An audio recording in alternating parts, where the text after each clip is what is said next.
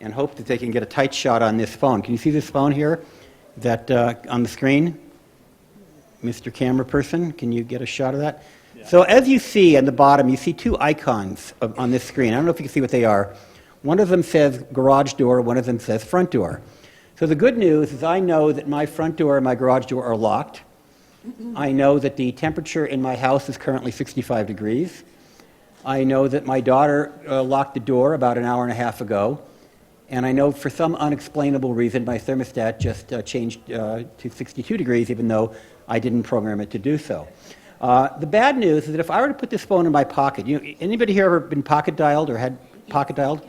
If I were to put this phone in my pocket, what would happen? Could you do a tight shot on the screen? There's a very good chance that I would accidentally touch one of these two icons down here. One of them would open my garage door, and the other one would unlock my front door. And I've done this several times, so I now learn to close the app when I'm not using it so that I don't have to worry about accidentally opening my garage door or my front door. But of course, that doesn't mean that some hacker whomever could open my front door or my garage door, although I'm not sure what a hacker in Eastern Europe how they would actually get into the house, but maybe they'd have a colleague to do so. But it's a brave new world, and I use this service because it's incredibly useful. In fact, in July, we had a flood in our house, and I was able to unlock the door to let the workmen in the middle of the night. I was in Florida with my wife, and I was able to let the restoration crew into my house in the middle of the night from Florida by unlocking the door for them. So there's all sorts of positive things, but there's plenty of negatives to go along. And I think the same can be said for the Internet of Toys as well. Everybody here has heard of Hello Barbie, and I know that I'm not the only person on the panel that's going to talk about Hello Barbie, but it comes from a company called Toy Talk, which is a San Francisco-based technology company partnering with Mattel. Toy Talk did the technology and runs the back end. And among the things that Hello Barbie is capable of doing, and does in fact do, is recording the child's voice. So when a child speaks to Hello Barbie, a recording of that voice is stored on the Toy Talk servers, and they claim there's only two things that they do with it. One is to use it to train their artificial intelligence engines to work better, and the other is to make it available to parents. So you would think this is a good thing, parents being able to access their children's toys, the information their children tell to the toys. However, what if it's an abusive parent? Did they think about the unintended consequences of providing parents with access to their children's online, or I should say, interactive play? Well, there could very well be an abusive parent that gives this toy to a child. Maybe the parent lives with the child, maybe it doesn't, but now they have access to the child's most intimate thoughts that she might share with Barbie. So we really need to think about all of the implications as we enter this brave new world. On the other hand, toys like Barbie and the Dino, which is a cloud-connected Wi-Fi-enabled plastic dinosaur, is able to not only listen, but to analyze some of this data through IBM's Watson, very powerful computers. And again, we are going to see some fantastic learning opportunities, child development opportunities. It's a very exciting period, but one of the reasons I think it's important to have this panel and the excellent speakers who you're about to hear from is that as we enter this brave new world, we really need to think about the unintended consequences, or perhaps the intended consequences of what we're bringing forth. I think a lot about the early part of the 20th century when the car industry was just getting started. Henry Ford and all the other entrepreneurs who created machines that revolutionized and in many ways enhanced our lives. But they also brought about car accidents, they brought about congestion, they brought about environmental problems, and as far as I know, they were not putting a great deal of thought back towards in the early part of the 20th century about the negative consequences of this great invention that they were working on. I am proud to say that at least some of us in the technology world today are putting a lot of thought into the unintended consequences, or perhaps intended consequences, and negative such consequences of the technology that we're unleashing. So with that as a drop, I'm going to introduce our three panelists. Catherine Montgomery, who's with the American University. She runs the doctoral program in media technology, and she's also with the Center for Digital Democracy. And she'll be followed by my good friend John Carr, who's head of the European NGA Alliance for Child Safety Online, which is the sponsor of today's session, and followed by the famous Sonia Livingston with London School of Economics and Global Kids Online. But First, we're going to hear from Catherine. All right, now I have to figure out, am I going to use that and sit down or use this? Whatever and you stand want. up? I can stand, however you want to do it. What would you all prefer? Freedom of choice. Maybe I can use this and stand up. Can you hear me? Okay, great. Yeah, I'm really pleased to be here. This is my first time at an Internet Governance Forum event, my first day at an IGF event, and so far it's been terrific, and I'm very, very pleased and honored to be here.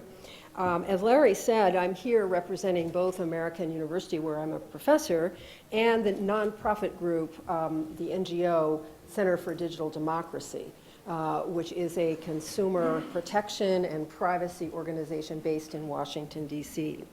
I have someone helping me with Mariana, right? With my presentation, so I'm going to ask her to put the slides up if she could. And I guess you're going to go back and forth between the slides and other images, right? So if we can go to the slide, I will. Okay, that is the Center for Digital Democracy. I also wanted to mention that CDD is part of a consortium of nonprofit organizations, NGOs, consumer protection and civil society and privacy groups from the EU countries and from the United States, about 75 of those groups. And just a little bit of background here, because I feel like I'm now a kind of old timer here in the internet era. Along with Larry, we were tracking the early days of the internet when it converted through the World Wide Web to an emerging powerful medium.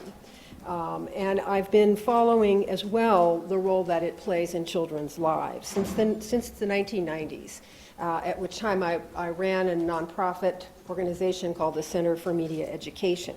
And I've been continuing to do that work as well as some policy advocacy work in Washington, D.C. In fact, we're about to release a report on health and fitness wearables.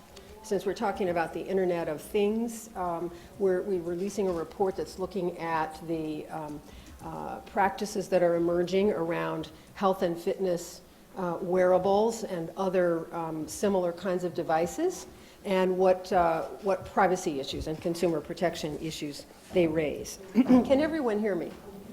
Okay, great. So as I began looking, can we, I see we're going to go back and forth here. All right, we'll do our best.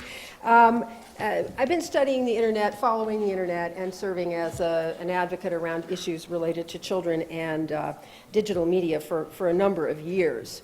And in the 1990s, I did a conference with Silicon Valley.com companies and experts and advocates and scholars called Ensuring a Quality Digital Media Culture for Children in the Digital Age. And I left my phone on, and it's ringing on my watch. So you will Talk about Internet of Things, huh? I don't know where it is, so I'm Another just gonna, negative consequence. So there you go. You can't escape it. I can actually answer it on my watch. It's kind of strange, but you can. I'm not there yet. I'm not quite there yet. But one of the things we did in the 1990s, because we were tracking what was happening with the commercialization of the internet and with what was happening with children's content, we had a lot of concerns about the kinds of practices that threaten children's privacy, particularly since advertising and marketing in the digital era, even in the 1990s, was based on this model of one-to-one marketing to identify and target an individual child. And that raised a number of concerns for many of us who were working on issues related to children and media. And we raised those issues publicly and worked with industry as well as scholars and advocates to get passage of a law, which was really an early intervention in 1998 called the Children's Online Privacy Protection Act, which is focused on, and there's a copy slide there, yes, focused on content that is targeted online at children under the age of 13. And it limits the amount of data collection and requires parental verification for children before they are able to collect data from children. Of course, now we're in another era. COPPA was updated in 2012 to apply to some of these new changes that have taken place, but children are now growing up in a very complicated and pervasive digital media environment where they are interacting with digital media on multiple platforms, often simultaneously, on a 24/7 basis. There is a fluidity of media experience in today's digital environment, and it has become really a ubiquitous media culture. Next slide, please. Children have been from the beginning a very lucrative target market, and they continue to be a target market today, and their spending power continues to be impressive.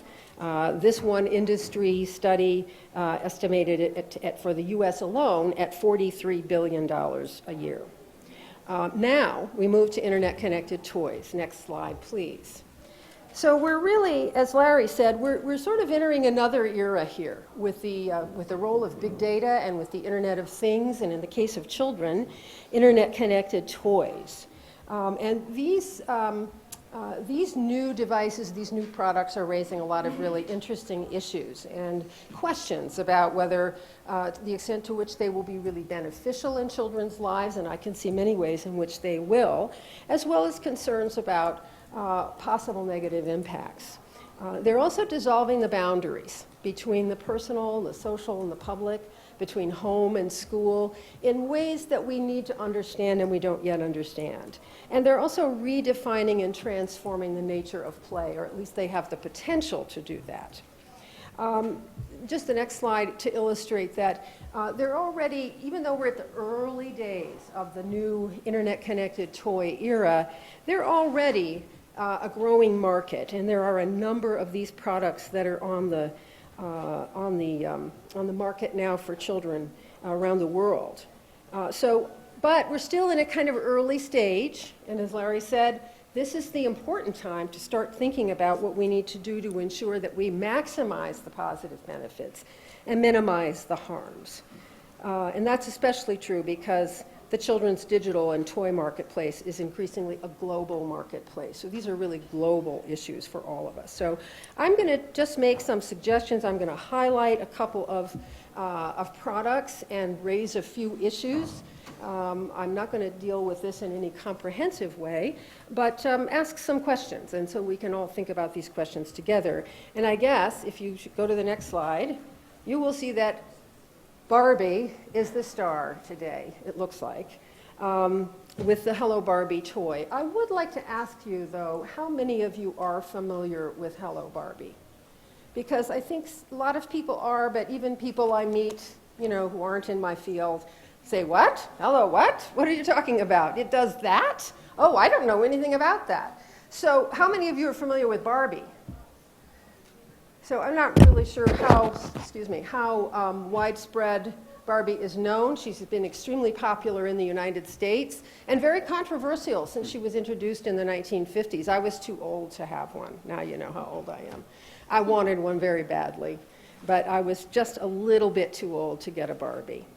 But she's been controversial for a number of reasons, particularly the representation of women's bodies and the many issues around stereotyping women. There was a youth activist group that I wrote about a few years ago that did a campaign. It was a culture-clashing campaign called Barbie in a Blender. I don't know if anybody's heard of it. You can find it online. You can still see the videos. And the idea was that they were pulverizing Barbie in a blender, the object, to raise, issues about the negative impact that the doll was having. I thought it was quite interesting. So take a look at some of those if you want. And Hello Barbie has also generated a lot of controversy, and I think the issues raised in that controversy are emblematic of a number of issues that we need to think about when we think about connected toys. And I'm not talking about Dino, or is it Dino, the dinosaur, or any of the other objects that are internet connected for children. So I'm going to focus on two products, mostly on Barbie, but there are lots of other issues as well. I actually went to the Toy Fair in New York earlier this year, and I fell in love with an internet connected toy. I was going to bring his picture, but I didn't, called Edwin the Duck. You can look him up. He's a rubber ducky.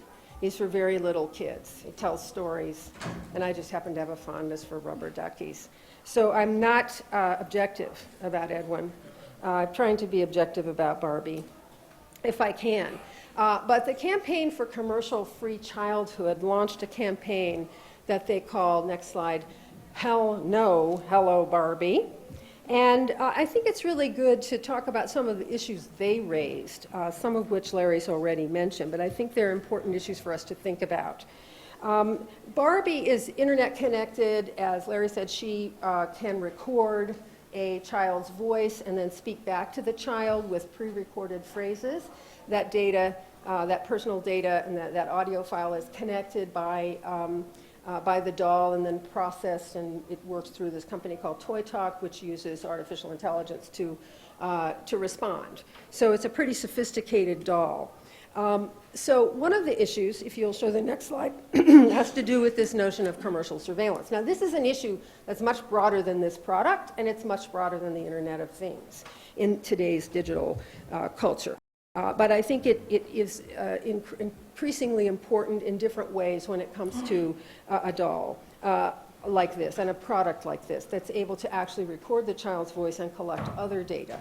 I had a colleague actually at Georgetown University who asked Barbie, and if we think about a doll is an object. It's more than an object for a child.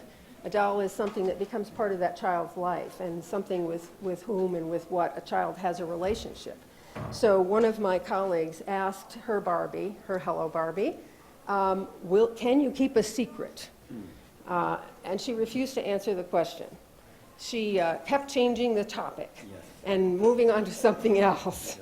But I think that's a little bit illustrative of the kinds of issues we're dealing with here. These objects do not keep secrets that well, and there are dangers around what happens with that information.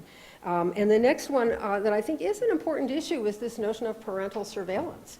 On the one hand, I think parents do listen in on conversations. If any of you have had children or do have children and they're young, you might listen in on conversations occasionally, dipping in and out of your child's room when he or she is playing with toys, but not in the way that is possible here with these technologies. And there are questions about ensuring that children's right to privacy is honored. And that is something I think we need to think about. The next slide, please. There are also a number of questions about the uses that these objects and others might be put to marketing, particularly to promoting certain products. And there's some evidence that may be happening from what we've seen in our examination of a few of these dolls. And the other is that the information can be used for research for targeted marketing. And will it be used to target an individual child? Lots of unanswered questions.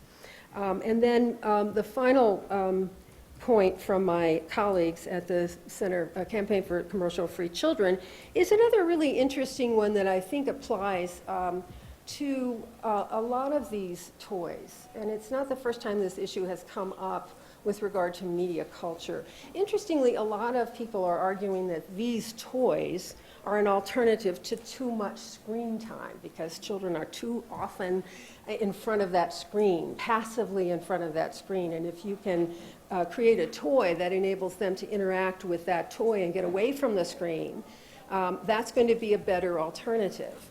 But child development experts have raised concerns about the effect of these kinds of toys on a child's ability to engage in creative play, which requires the imagination. And in the case of these toys, it becomes very scripted and very structured, and it in many ways undermines that ability for the child to use his or her own imagination in interacting with the toy. And I think that's a concern we need to think about.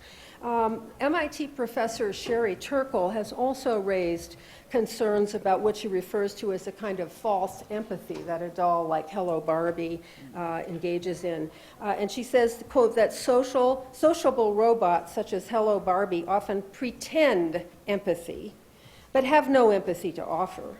because they don't know they don't know the arc of human life. They can deliver only performances of empathy and connection. And that's just the kind of little bit of an issue that I think we need to think about. What kind of psychosocial impact do these kinds of toys have on young people? Now, I'm going to show you another one, and I want to ask you if you know this product. How many of you know my friend Kayla? She is apparently, I didn't know about her until I started working with a group of colleagues and advocates from Europe and the U.S. And then I looked online, and you can buy her at Walmart. I just drove by Walmart on the way here, and she's sold in many, many countries, as you can see. So she's a very popular doll. I know I'm humanizing her by calling her she. It's an it, right? And we've been involved with our colleagues in doing a legal and technical analysis of this particular doll. And I can't share with you all of what we have found yet, but I can just tell you that there are serious security and privacy concerns that we found in looking at this doll, including how the voice data are shared by third parties and what happens to that data and how it can be used, some of which are really troubling, very troubling. And it also can be easily hacked, where you can actually, if you have a Wi-Fi, it's possible, don't ask me how, but some people would know, to interact with the child through the doll for somebody else, a stranger. So it raises a lot of concerns, and we know that hacking is a real issue with the Internet of Things anyway. Now, if you look at the next slide, just really quickly, the Children's Online Privacy Protection Act in the United States does have provisions that definitely do apply to Internet-connected toys. When it was updated, for example, we included a child's voice as one form of personally identifiable information. We broadened that. Parents are supposed to be notified and provide consent before a child can provide her data to one of these products. And the law also prohibits unnecessary data collection or making collection of personal information a condition for being able to play a game or operate a toy. So there are clearly some rules that would apply. However, next slide, please. These kinds of toys raise other issues as well that I think we have to think about. And they make it necessary for us to sort of look at what the regulatory issues should be and what should the approach be to what we take here. One is that this idea of notice and consent may work on websites, although it doesn't work very well on websites anyway. It definitely does not work well if the information cannot be made available in a way that anybody understands it. It's very difficult to do with these products, and we found that often it's really hard to access the privacy policy anyway, and parents have a lot of difficulty understanding what they're consenting to, understanding that, and knowing how they operate in this big data world. It's all very, very complicated. And I think we're going to need to set some default safeguards around data minimization on these products. We also don't know who all the business partners are. I'm about ready to wind up. And they each have their own business models, and they might be doing all kinds of things with the data, and that's very questionable. I also raised the issue about hackers. I've talked a little, next slide, about the psychosocial and developmental issues, and I think we need to look at these more carefully. We don't really know whether these tools will be effective for teaching. They may well be. They could really be very helpful, but we need to know how that works and whether that is the case. And the final slide I want to present are just a couple of points that I think we need to think about in terms of how we might move forward on this issue. One is that because academic research is usually so far behind the rapidly developing marketplace, we need to find ways to stay up to speed and know what's going on in terms of the developments, in terms of the practices, and we need ongoing analysis of these trends. We also need to look at what the impact is, and we need to do that sooner rather than later on young people, and there are many aspects of it, and we need to work with young people to do that as well. Because this is a global industry, we need global and international strategies to ensure that we institute some best practices and that we adopt regulatory safeguards for data protection, for safety, for security, and for quality. And finally, we need to build children's rights, and they have many rights here. The right to be involved in the digital marketplace, the right to have access to quality playthings. They have a right to privacy. They have many, many rights, as we know. We need to build those into the development process for internet-connected toys. Thank you.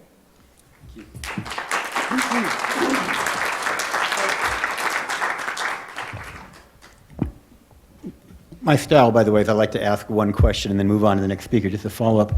So you talked a lot about the problems and a little bit about the benefits, but I think we all agree that these toys are going to continue to proliferate, and we're entering the holiday season right now. Do you have any advice for parents as to what they should think about before they buy an electronic or interactive toy? Well, I think parents need to be pretty cautious at this point because we don't really have protections in place yet, particularly around the hacking. And I think parents can ask themselves, what is this toy going to provide to my child that they can't get through something else? Now, that's easy to say. I'm a parent, so I know it's not so easy to do. But also to be aware of how a child, if it does get a toy like that, how that child is using the toy, and to learn as much as you can by doing some online research about what any of the issues are around that toy or the company that produces that toy. Good advice, thank you. I think next is going to be John Carr, always entertaining. Thank you. Thanks for the promotion, by the way, Larry. I'm not the head of the European NGO Alliance for Child Safety Online. That honour goes to Cristiana De Paoli, who works for Save the Children Italy. She's sitting there. I am the technical advisor to the European NGO Alliance, but for today, I'm quite happy to be the boss. So the European NGO, how did I get into this? How did the European NGO Alliance for Child Safety Online get into this? Well, we got into it because our members and the children that they work with were raising a whole range of different issues with us. And it led to the production of this document, When Free Isn't, which is here, by the way. We have a few spare copies, which essentially looks at, it's called When Free Isn't, Business, Children and the Internet. And it looks at the position of children as consumers in the online space. And the Internet of Things came through quite strongly in different bits of this research as being an issue for now, and very definitely as being an issue for tomorrow. And by the way, this report was based on a combination of desk research, extensive desk research, but also we ran 4 focus groups with children from, let's see if I get it right, Denmark, Italy, Ireland and Romania. I'm looking at the boss, she's nodding, that's correct. And they were also telling us, very directly, and we're not saying this wasn't quantitative, this was qualitative research, about some of their concrete experiences when they bought things online, particularly when things had gone wrong. I mean, it's bad enough for us as adults trying to deal with customer services or get refunds and things of that kind. If you're a kid and you've bought something online and something's gone wrong with it, or you've downloaded it, it doesn't work on your device, well, the truth is most of them, actually probably like many of us, just didn't even bother trying to get a refund or try to get proper compensation for the loss that they'd suffered. And just kind of like a key point number 1, and Catherine mentioned it, children are now a substantial and distinct group of consumers in the online space. You mentioned the figures of children's expenditure in the United States. We found it quite difficult, by the way, to get hard data from a great many countries about children's own spending power. But my own country, which is the United Kingdom, for example, in 2006, from the data that we were able to get hold of, children, that's to say people under the age of 18, spent £19 billion essentially of their own money. So this was money that their parents had given them as pocket money, or which they had earned themselves doing part-time jobs or different things. And the truth of the matter is, for a great many of these youngsters, they are effectively spending it quite absent any parental engagement or involvement, certainly when it comes to the online space. When, I don't know about in many of the countries represented here, but for example, when our children moved from little school to big school, that's so at the age of 11, you leave junior school in Britain and you go to secondary school. That's typically when a lot of parents open up their children's first bank accounts, which is what we did with our children. When they went to big school, we opened up a bank account and we said, from now on, we're going to pay your pocket money into your bank account. And it was part of helping them to learn how to manage money and the value of money and things of that kind, or at least that was the intention. We failed miserably, of course, but nevertheless, the intentions were good. But when they were given these bank accounts, aged 11, they were given routinely plastic.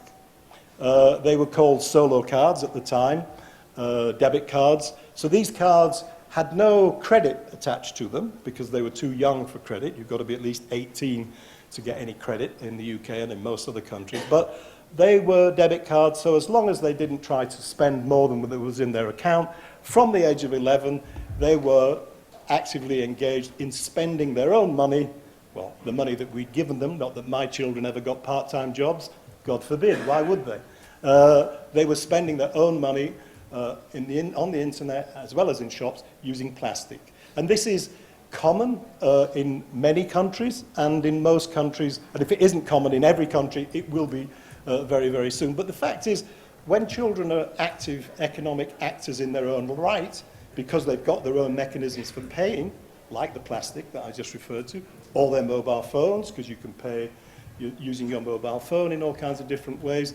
Questions of parental, the idea that a parent is somehow engaged in carefully advising or helping the child to make a wise decision about a particular purchase or a particular product or a download, whatever it might be, is simply a fiction. And by the way, this was one of the reasons why we said, as eNACSO to the European Union, that what we need to do is frame a charter for children's economic rights as actors, specifically in the online space, although it would be difficult to do it without also looking at it in the real world too. But we said it's time to recognise that children are a substantial constituency of economic actors. At the moment, children are simply a subset of what they call vulnerable consumers.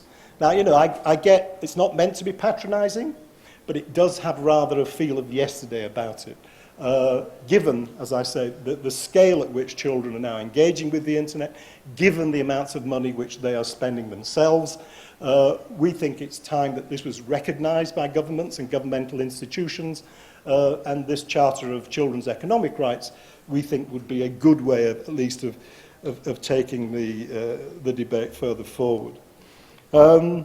So, in the context of these discussions with children and in the research that we did, we hit upon this issue of the Internet of Things, specifically, really, because a great many toys, I mean, a very large proportion of all new toys that are being produced have got internet connectivity built into them, either through a USB port or through a Wi-Fi connection of some kind. And so all kinds of, apart from the economic questions that arise, there are also the privacy issues. Now, I'm going to dwell more on those rather than the parenting questions, because this is, after all, the Internet Governance Forum.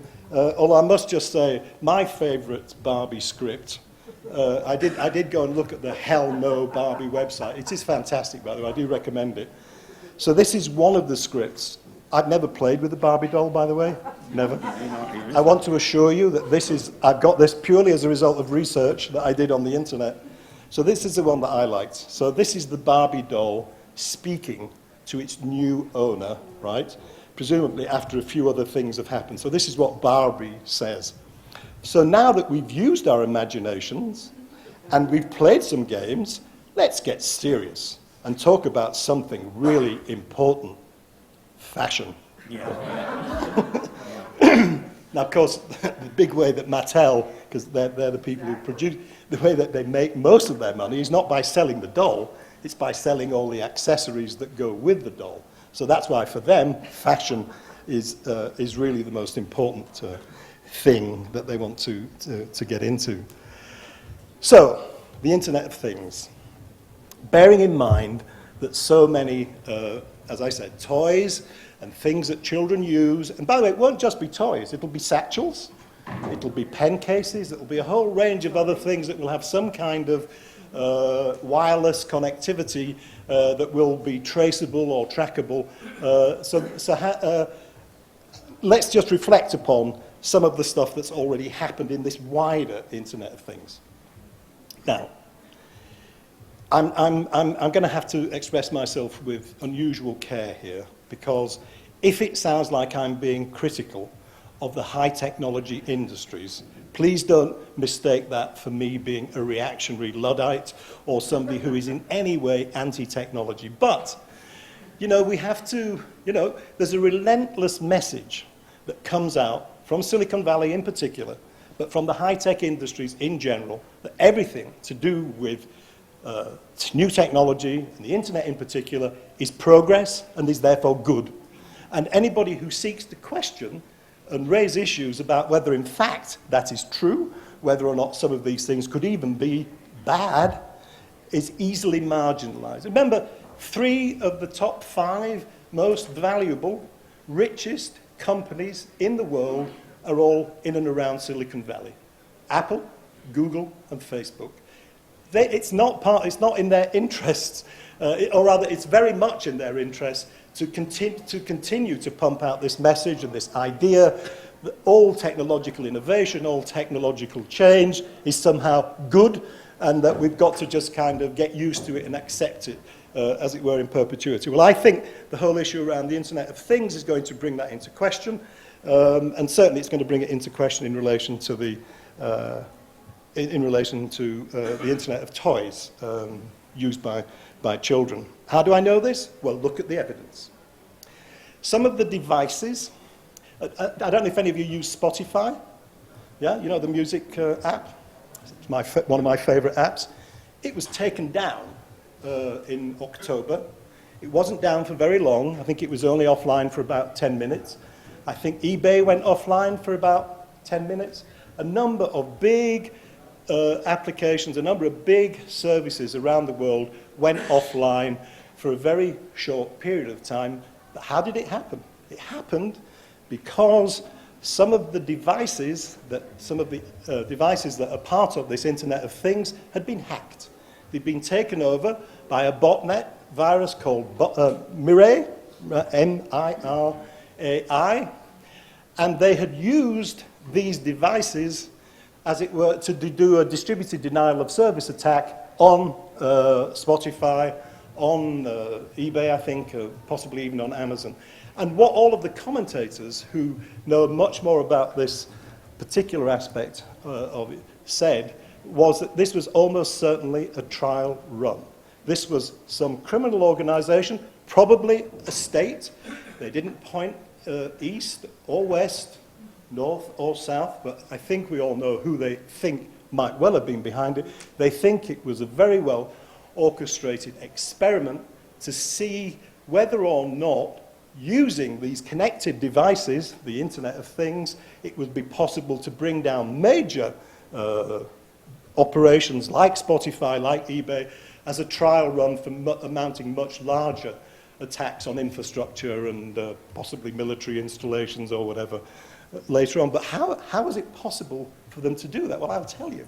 Some of the devices that are out there cannot be patched. They cannot be updated. The geniuses that we're led to believe they're all geniuses who work in Silicon Valley. Well, some of these geniuses had produced devices which are connected to the internet that cannot be updated, cannot be fixed, and God knows how and when they're going to resolve that, if hackers can nevertheless get into them and use them to do distributed denial of service attacks. But somehow that has happened. Some of those devices were baby monitors. Some of them were webcams. But some of them were Hewlett-Packard printers, all of which have been hacked and used and brought in by this botnet Mirai to mount this attack on Spotify and some of these other services. There is one of the other ways in which the hackers, by the way, were able to organize this distributed denial of service attack was because they went to the websites of companies like Hewlett-Packard and Samsung and so on, and went to the kind of customer services webpage where they tell you that the default username for our devices is username, and the default password for our devices is password, okay? That was real. That's another example of great genius, great forward thinking on those companies' parts. Nevertheless, that's what they've done. There is also a specific search engine that you can use. I've forgotten its name. If there's somebody in the room who can remind me of it, there is a specific search engine that you can go to, and it will identify any and all devices currently connected to the internet that are using username as the username and password as the password, right? By manufacturer and by type of device. So it's very, very easy, in other words, if you've got that evil intent. Beg pardon? Showdown, that's the one, yeah.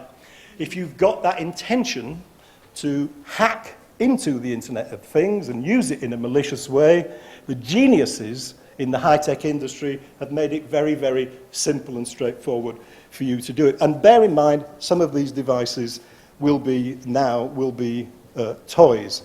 We've had examples of parents who've bought a baby monitor.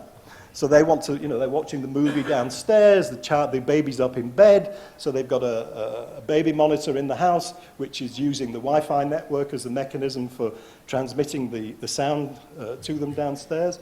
Parents have walked into their child's bedroom and heard somebody speaking to their baby using very, very profane and terrible language. They've hacked into these devices in that way and used it for that horrible purpose. Are you looking? No, you do. I'm okay. All right. Okay. You're not about to strike me down. Depends what you say. So far, so good. So far, so good. So the people who've created some of these devices and given them the connectivity, even amongst toys, right, have not, in my view, acquitted themselves adequately or well enough. And, I mean, it's not really the Internet's fault or the Internet industry's fault, but it is a bit unfair because, in a way, the Internet will be blamed. The Internet industry, in all of its different glorious parts, will somehow get the backlash and the backwash of that type of carelessness or that type of danger that's been created by this lack of forethought. Now, I'm going to just go back to the Hello Barbie issue, because I went to their website to check what they tell you about their privacy. They call it their privacy commitment, okay? Now, there's an example of an elastic use of the English language.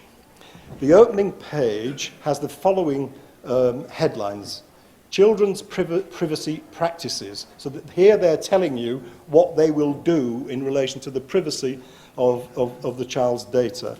There were 8 different clickable links on that page that took you to 8 different pages where there were subsets of further descriptions of what their privacy commitment was to your child and the data that they were going to generate. Within the 8 different pages that you could click through were a further set of links to yet other pages that would explain even more or confuse you even more about what was going to happen to your child's data if and when it got into their hands. So I think I counted altogether about, apart from the page itself, about 15 or 16 different sub-pages or web pages that you were taken to simply to have explained to you what the privacy commitment was of the Hello Barbie website. I'm not sure if they've been hacked yet or if there's been any serious hacking, but there's another company. I know it's not. I apologize for picking on Hello Barbie. No, I don't. But just to be clear, Barbie is not by any means the only company at issue, but it's because it's the best known brand, that's why it gets, and such a huge industry, such a huge business, that's why it gets so much attention. But another company that got a great deal of attention not that long ago was VTech. I don't know if some of you in the room remember what happened with that. They're the company that produced the little computers for like 4-year-olds, 5-year-olds to get them used to using a keyboard and so on. They were hacked. They're based in Hong Kong. They were hacked. 6.4 million users, photographs and personal information, and one must assume it's overwhelmingly of children, found their way out of VTech servers and into or onto the wider internet. So again, what we hope in Europe, at any rate, is that the new General Data Protection Regulation, which becomes law in May 2018, which picks up on all of the great amendments that you helped to get for the copper stuff on its last revision. I think they're all incorporated into the GDPR and a lot more besides. We hope that the GDPR is going to force companies to think much, much more carefully about how they approach these questions of data privacy. And I'll cite in particular Article 35 of the GDPR. That's the one that says anybody providing an information society service, essentially means anybody that's any commercial operation that's providing an online service of some kind that's involved therefore in collecting data, must do an impact assessment of the consequences of providing that service. Now, you know, I was a lawyer many, many years ago, an academic lawyer, I might add. And when I studied the law of negligence, at least in the UK, in English law, we were always told that we were all liable for the reasonably foreseeable consequences of our actions, okay?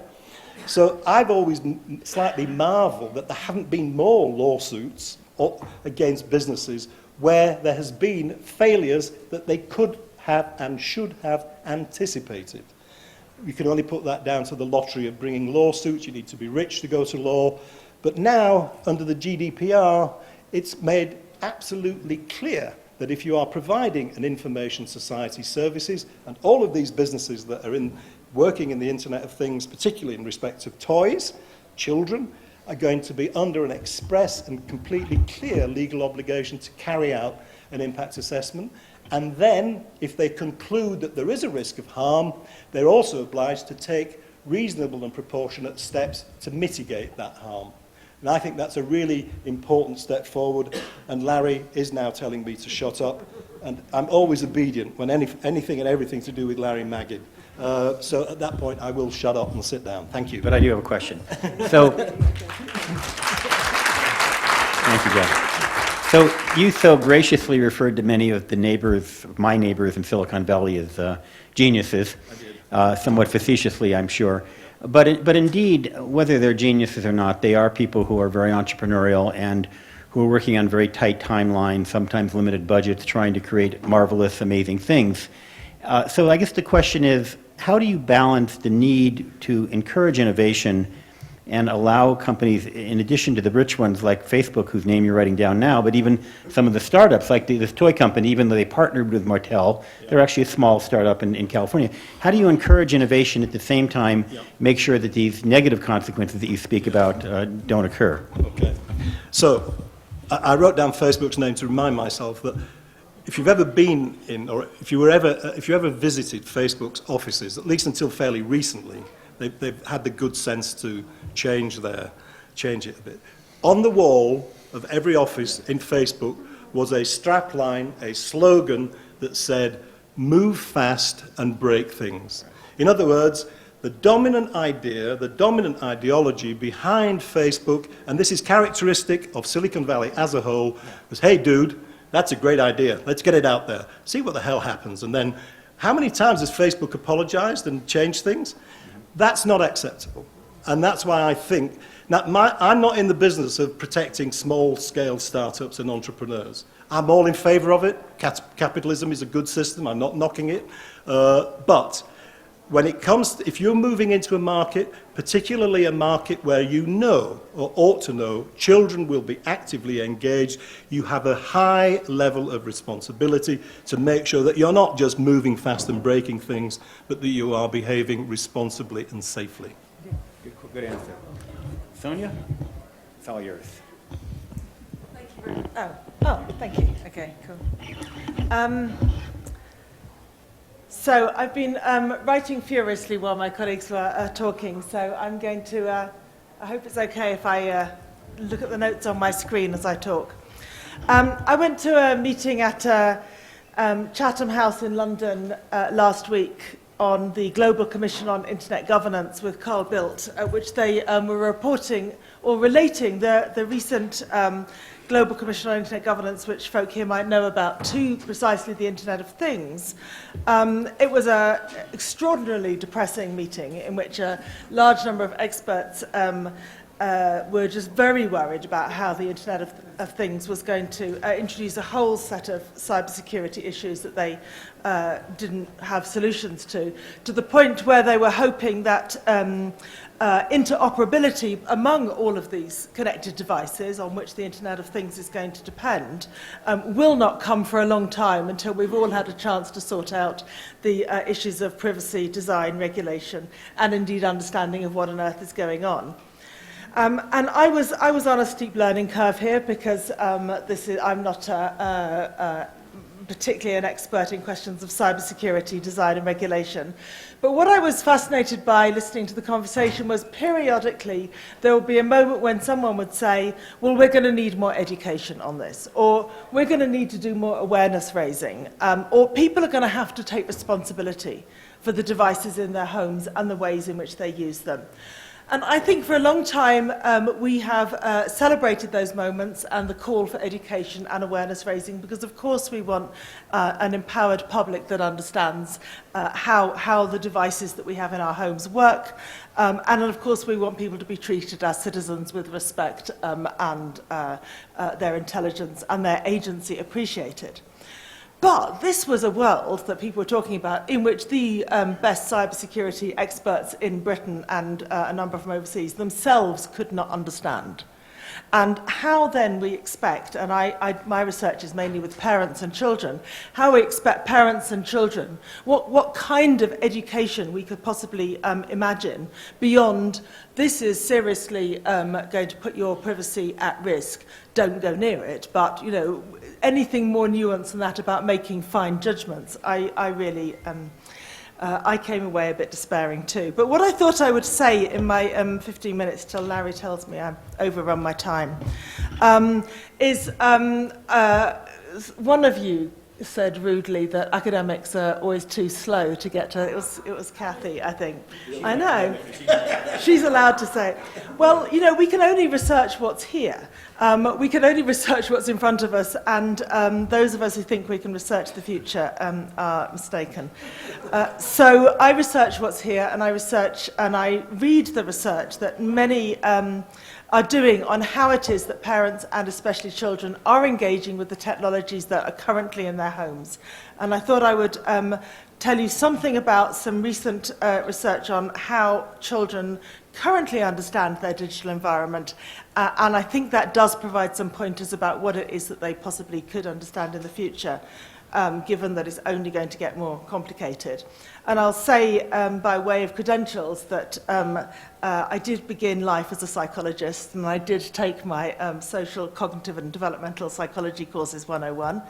And there we were always taught, and I assume that this is the theory that lay behind copper, we were always taught that children learn to understand the complex, persuasive environments in which they find themselves through a process, some would say a series of stages, some would allocate that developmental process to particular ages with real cautions, but there is no question that a 15-year-old understands more about the persuasive and commercial environment that they're in than a 5-year-old, and that somewhere between 5 and 15, some kind of process of comprehension and learning and discernment emerges.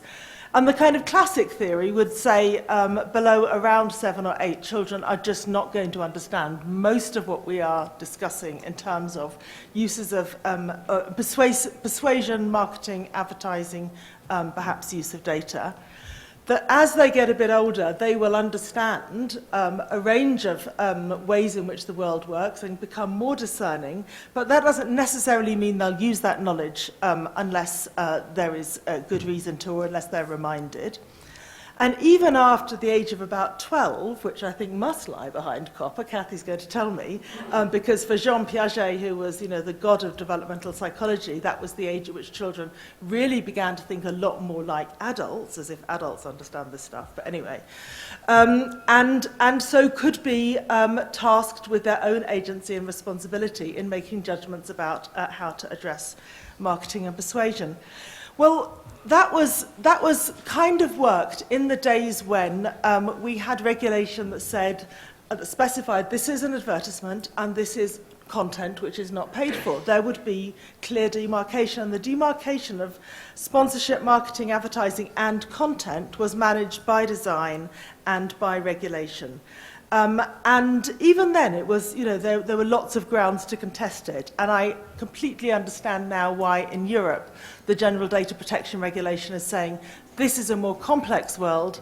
The task of children to understand the data and privacy environment that they're in is much more complex. So we need to raise that age to 16, though, as John has eloquently said on many occasions, 16 was plucked out of the air at random and doesn't have evidence behind it. But so I want to give you a little bit of the evidence. But I would point out that even though there is this well-established theory of how children gradually come to understand whatever it is that we understand as adults, the research never said that they're not, that they become less influenced by marketing as they understand better. And in fact, we are all, the research will show that all of us are influenced by marketing. So the argument wasn't they'll be influenced when they're little, but as they learn what is marketing, they will be immune to it. No, the argument was it's unfair to advertise to those who are too young to understand that they're being marketed and advertised to. But they will continue to be influenced through their whole lives, as we all are.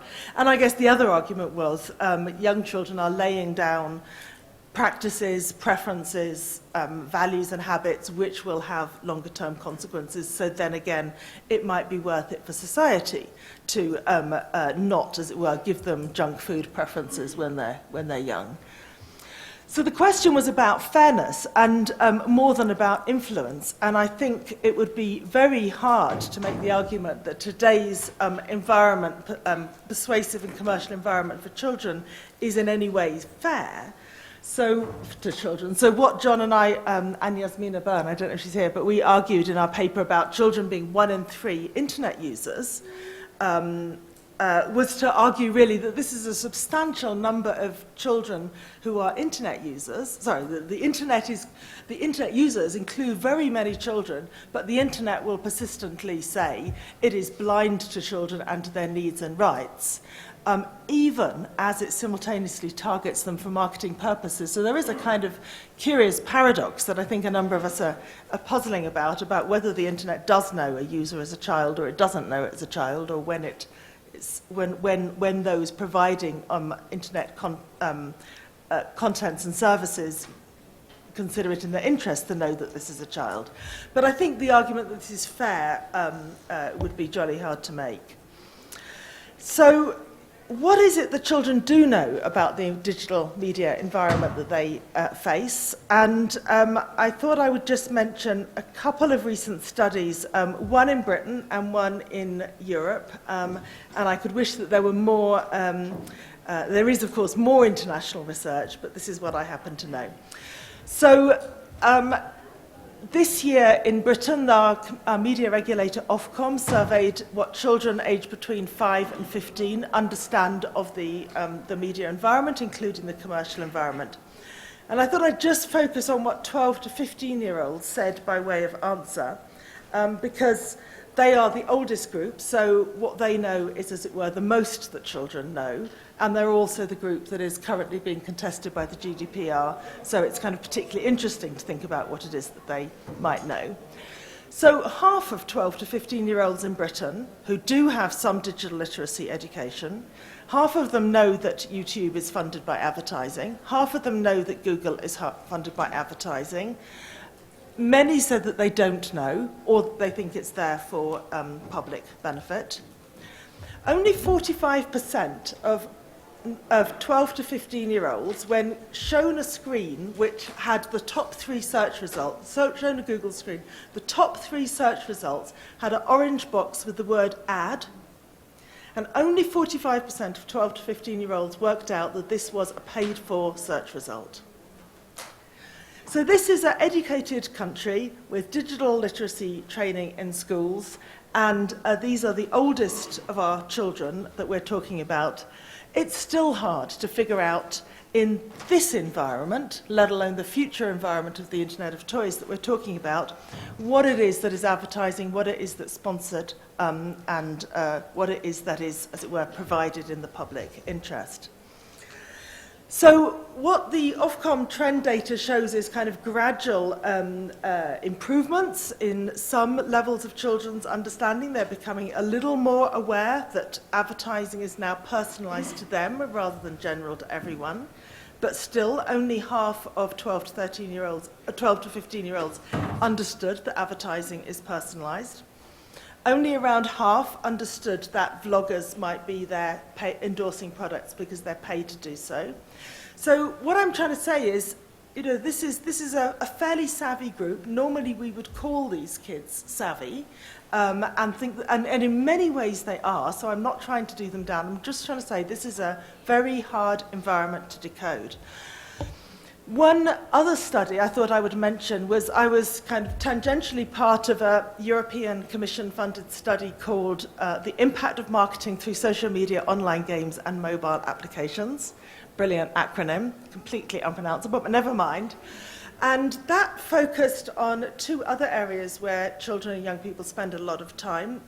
Well, actually, mainly it did focus on social media, but particularly on the online gaming environment.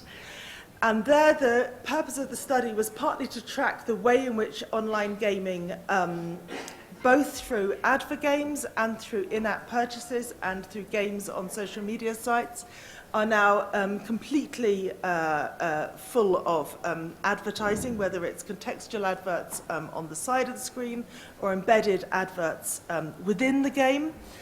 The study observed that none of the games that were surveyed, and it was a comprehensive survey, none of them explained the purpose of or the presence of the adverts. None of them clearly demarcated advertising from content.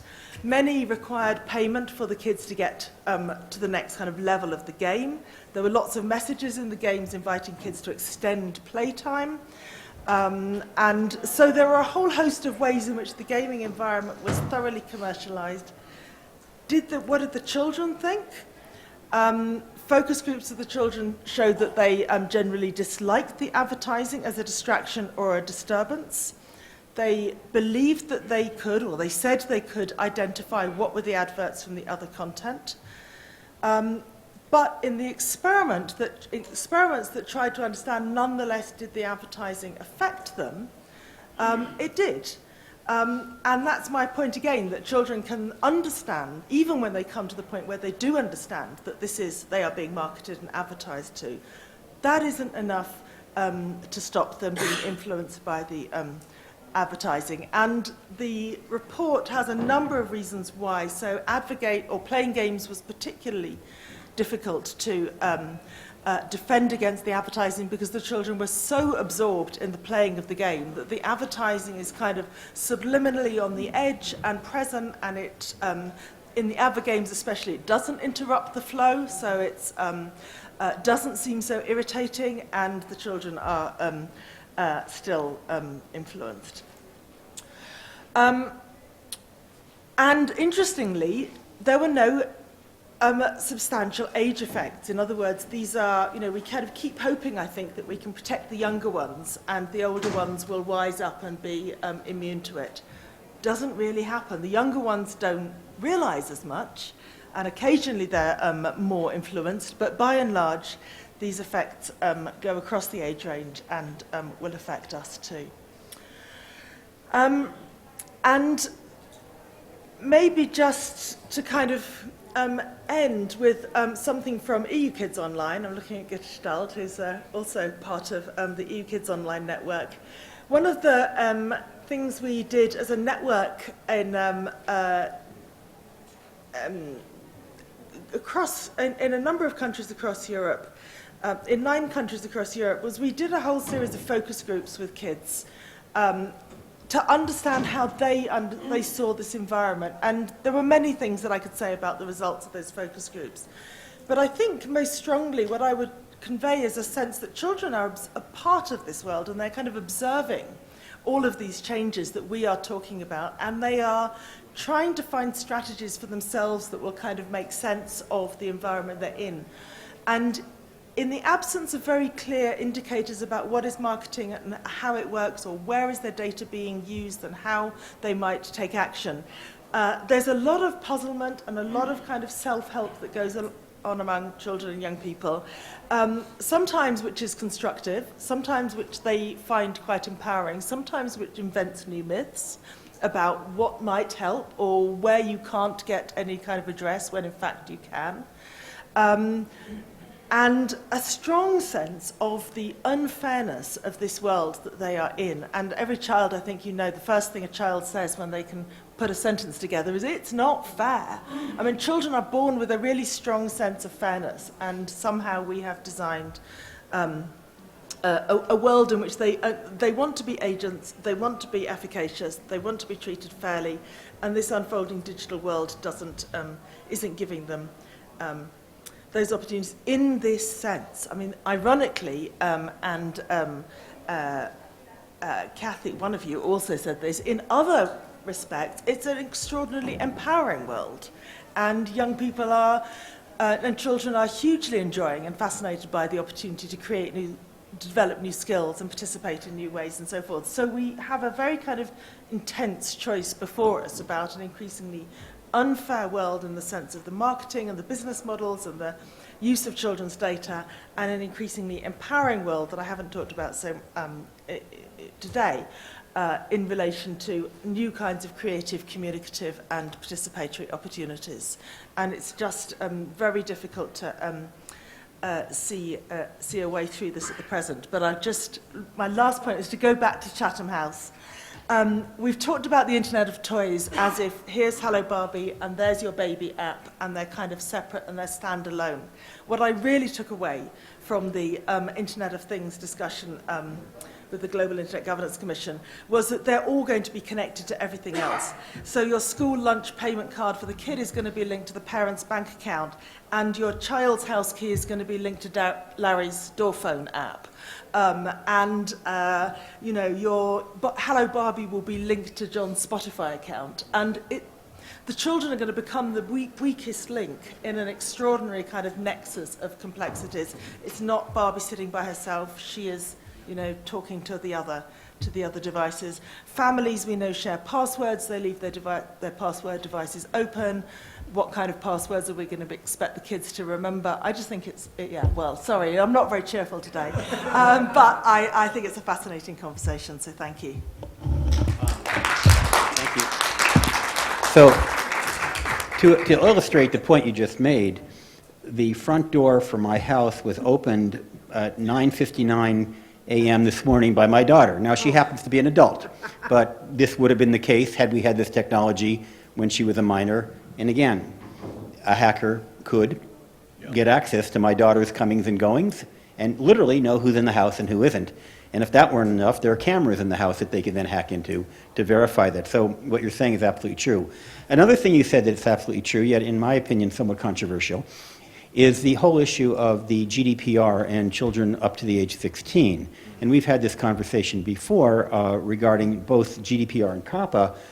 It is true that the GDPR and COPPA do protect children against marketing and unwanted advertising and things of that nature, but they also affect children's access to social media.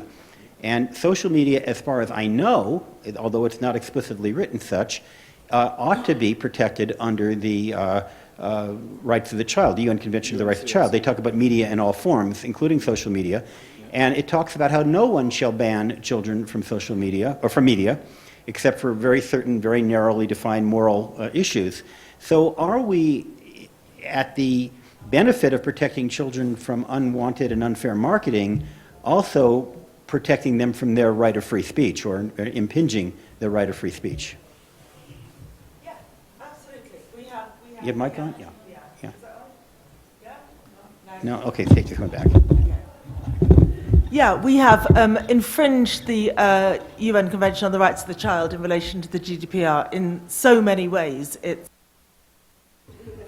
okay. Oh, now you're No, we haven't consulted with children about matters which affect them directly. We haven't respected their rights to be heard, their rights to express themselves, their right to participate, their right to communicate in any media in any forms that they wish. So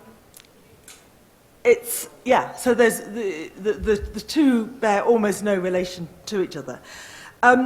How can we have ended up in a position where we're clashing children's rights to participation and their rights to protection? Well, somehow at the heart of it lie a series of services which we consider have public value, information, communication, connection, but which are built on a completely proprietary base. And the business models are such that children can only, as it were, be given their public rights if their data is collected and profited from. So once John and I, we had a whole meeting, didn't we, about trying to find other business models. In other media, we have found other business models. I mean, I come from a country where we have public service broadcasting, and it's the most popular broadcasting for children, not necessarily for adults, but definitely for children. We haven't put any resources as a society into building what it is that children need in a digital age. We've completely outsourced it to companies. And then we say, oh my goodness, they're profiting. Well, one problem, though, with social media is that scale matters, so that one of the reasons why services like Facebook and Twitter and Instagram are so popular is because virtually everyone who matters to the child is on them. And so there have been other kinds of social networking companies, for example, that rely on a paid subscription and other business models, but so far they've all failed because they don't have the scale that makes them as desirable. There may be other reasons as well, but it's a challenge. Yeah. Can I wait? Yeah, please. I just say, yeah, I don't know that children especially want to have 1,000 scalable, or thousands of contacts. They want, I don't know, several hundred contacts, let's say, but they want to be able to pick who those might be. So they do want their grandmother who lives on the other side of the world on Facebook, and they do want their friends that they met at summer camp on Instagram. And it's not that they want an enormous scale, but they want a kind of selectivity. Scale each to it. And some of the same issues apply to COP as well, which of course you're... Right, that's right. And the purpose behind COPPA was to ensure that those who were developing content and services for children under 13 did so in a way that was as fair to them as possible. The mechanism that we created with COPPA was consistent with the mechanism for privacy protection that has evolved since the 90s, which is not a particularly perfect one, of notice and consent, as I mentioned earlier. But in this case, in putting parents involved so that they can, with a younger child, be aware of what that child is providing and have some role in that process. But our goal was really to get companies to develop practices that took the child's needs and vulnerabilities and rights into account, and to create a culture that honored children. And I don't think we have done that. I think this is exactly what Sonia's talking about.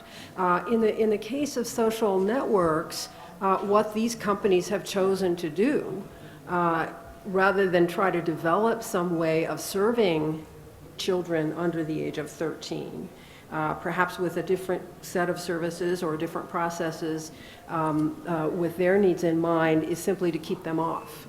And it's just unfortunate that we have now created a kind of polarized situation where it's either they cannot participate at all, or, you know, if they want, rather, you know, they have to be able to, you know, the companies are just basically leaving them out so that they're not at all able to participate, which is really unfortunate. So I'm going to ask John Carr for one last comment, then open up to the audience. John, you and I have talked a lot about children's privacy vis-a-vis their own parents, their independent right to privacy, not their right to be protected, but their personal rights. So how does that play into all of this in terms of their rights to privacy and free speech, independent of their parents' roles? Yeah. The UNCRC makes no mention of children's rights to freedom of speech, freedom of assembly, freedom to access any media of their choice. It makes no mention of parents having any role in mitigating or determining it. It's an absolute right that the child has itself. And it's subject only to them having the individual competence to assert it or make use of it. So it is an example of an unforeseen consequence of the emergence of this new medium without people thinking about it. I mean, there's that document that Sonia was referring to, One Internet. I mean, it's a beautifully written piece.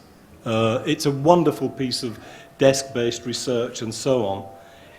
The mentions of children that it makes and young people who are, let's just remind ourselves, 1/3 of every internet users in the world is under the age of 18, is legally a child. This rises to 1 in 2 in parts of the developing world. Yet in this very recently published and beautiful document, you would hardly know that at all.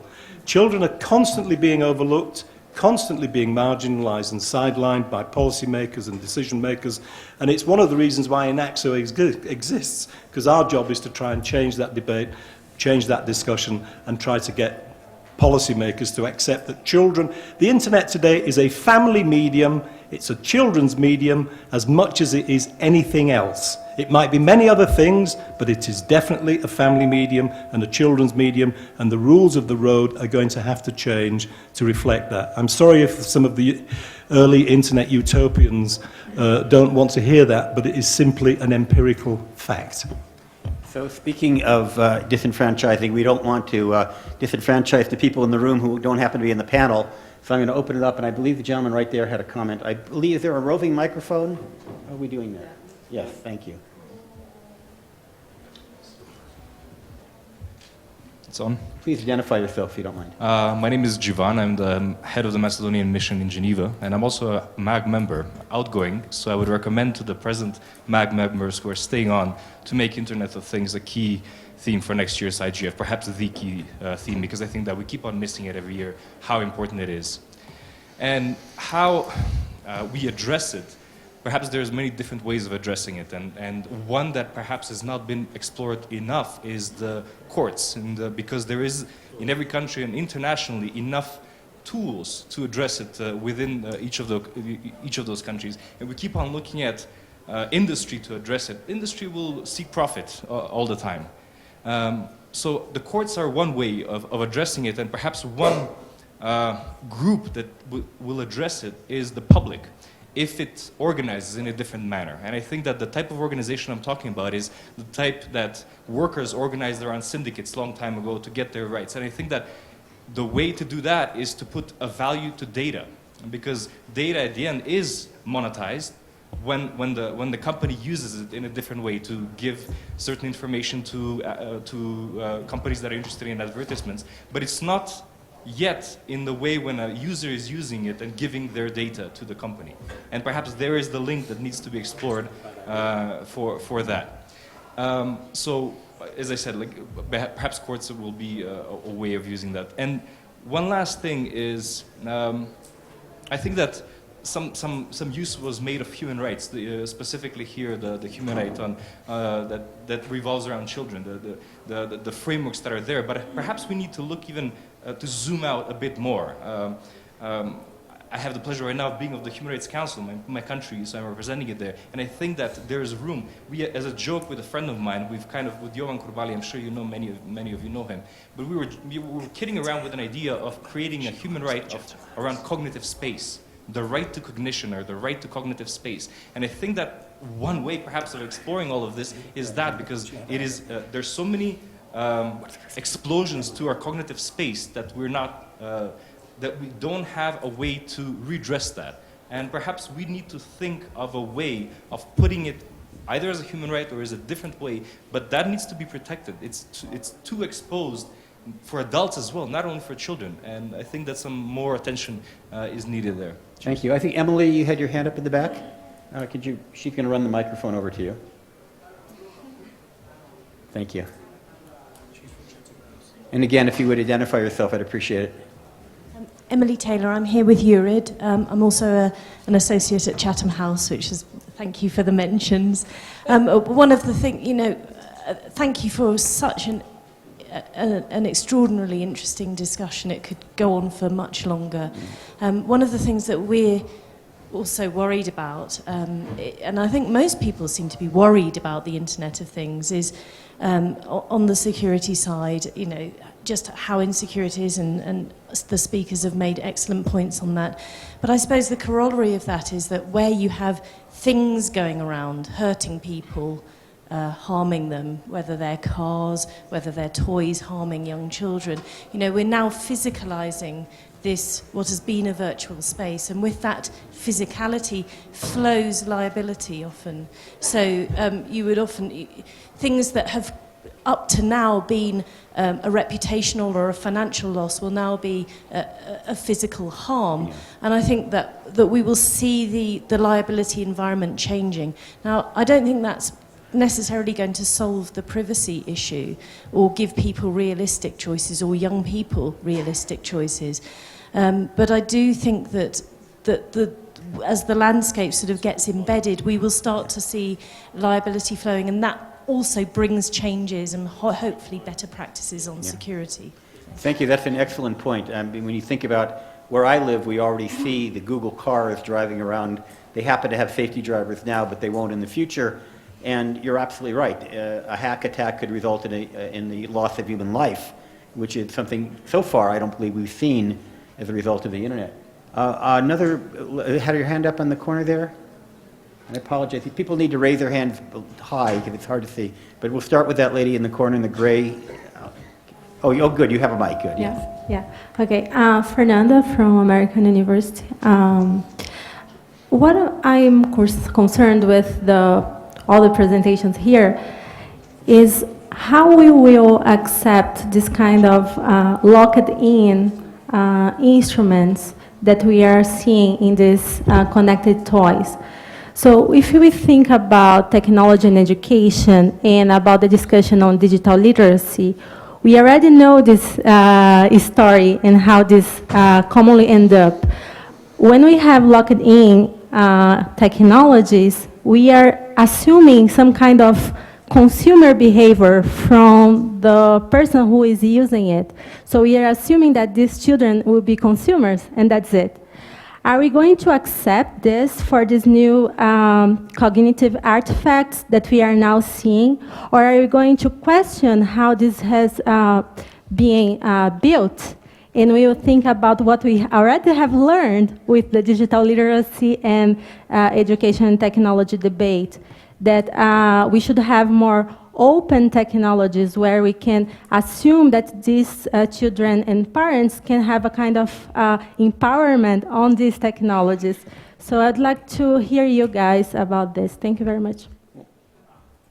Well, I think a lot of us have to say. I'll start with you, Catherine. No, what I like about that suggestion is it indicates some articulation of values at the outset about what we want for children when we're talking about developing these new tools in their lives, and not just letting the excitement of the market drive everything or the existing business models be the central force behind them, but rather ask a broader set of questions about how they could benefit children's lives and what we would need to do in the design of them and in the business models that support them, as Sonia was discussing earlier. that would ensure that they're harnessed for positive uses and beneficial uses. And that's going to involve a lot more education and research, and I'm not talking about public education for consumers as much as I'm talking about the stakeholders who are involved in developing these products and all the other stakeholders who have something to contribute from various fields. And I hope we can have that kind of conversation at this point.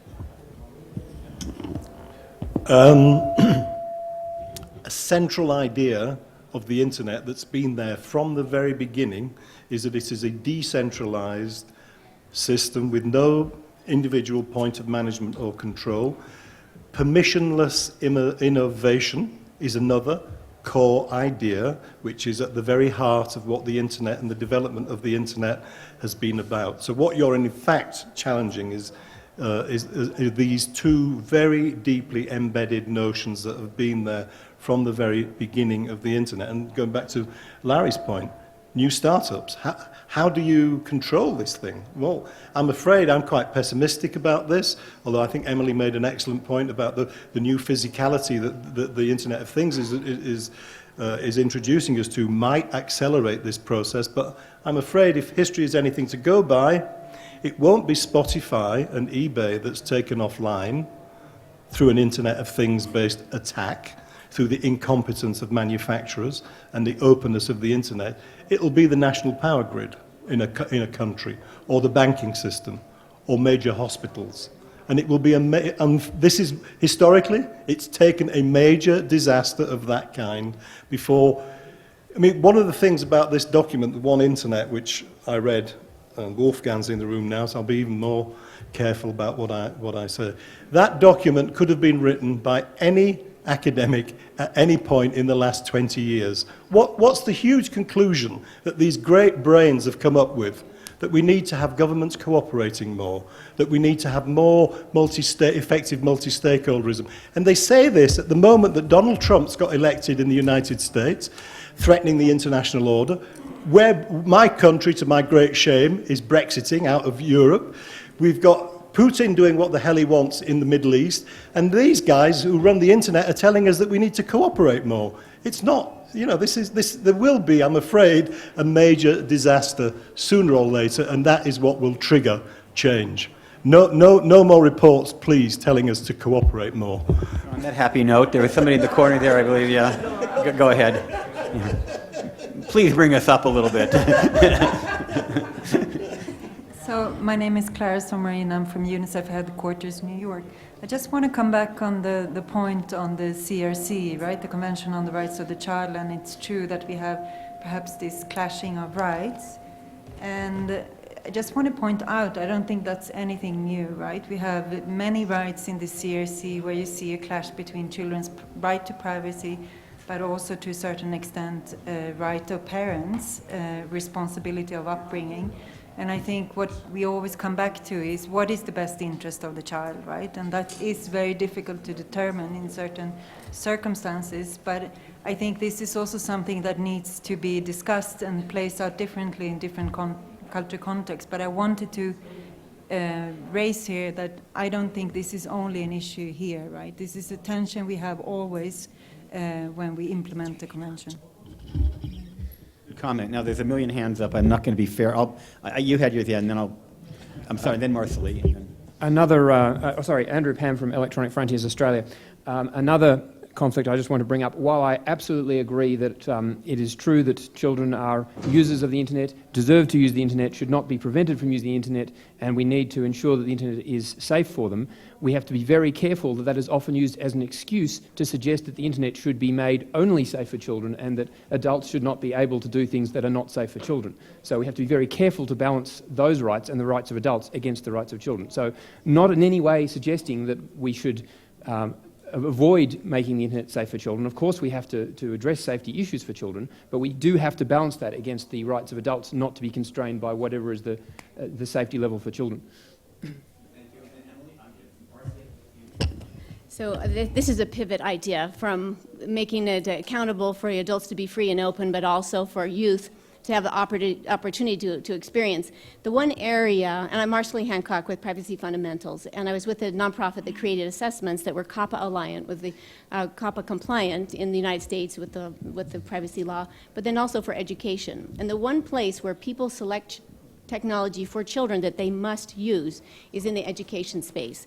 And if you look at the different types of tools and connected products in the school environment, what are the criteria, what are the expectations, and what's the accountability that we have for those companies that we know already that we have select in the public system as institutionally we have selected, and then we are choosing to send children's data off to companies where we really don't know where it goes. So I propose that if we know where our children sit on campus and we know who takes them on a field trip, we do have the capacity to require industries that know their students to know where that student data goes. So I think that's one area where we could work together. I'm informed that there's another group beating the door down to use this room. I apologize to those I couldn't get in. Thank you, Very Chair, sir. brief, This is one the last sentence, question. one Quick, sentence. very quick question. Yeah.